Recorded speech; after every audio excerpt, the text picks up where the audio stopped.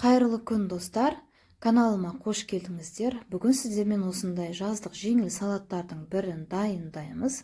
Видеоны соңына дейін қарап шығыңыздар. Жасалу жолы оп-оңай. Ең алдымен етімізді осылай жұқалап турап аламыз. Осылай жұқа етіп турап аласыздар. Енді мариновать етеміз.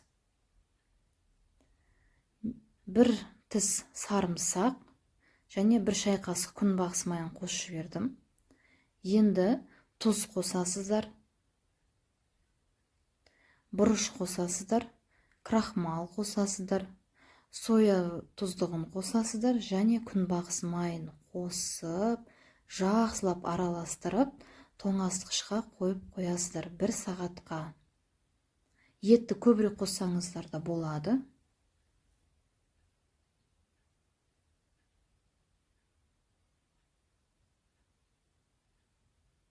Енді тұздығымызды дайындауға көшеміз.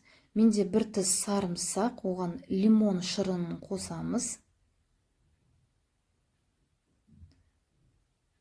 Тұз қосамыз, бұрыш қосамыз, зәйтүн майын қосамыз. Зәйтүн майын көбірек қоссаңыздар да болады. Егер сіздер кисло-сладкий соус ұнататын болсаңыздар, осы соусқа бал қосып жіберсеңіздер болады, 1 шай қасық. Қыша да қоссаңыздар болады. Араластырып шетке қойып қоямыз. Енді табамызға майымызды құйып, дайын болған етімізді қуырып аламыз. Етті қызарғанша баяу отта қуырасыздар.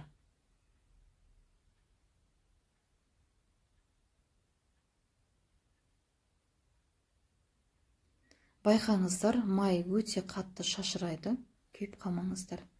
Енді чери қызанағын осылай ортасынан бөліп турап қоямыз.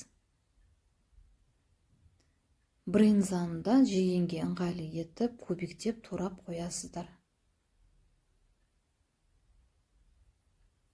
Менде осындай дайын смесь зелени деп аталады, супермаркеттен сатып алдым. Мұнда руккола да бар, шпинат да бар, салат жапырағы да бар.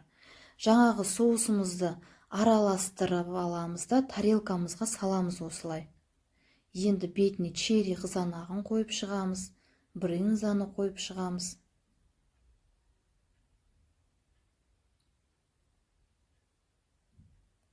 Жаңағы қуырылған етімізді де қойып шығып, бетіне күнжутты себіп шығамыз. Міне салатымыз дайын болды. Жасалу жолы оңай әрі өте дәмді болып шығады.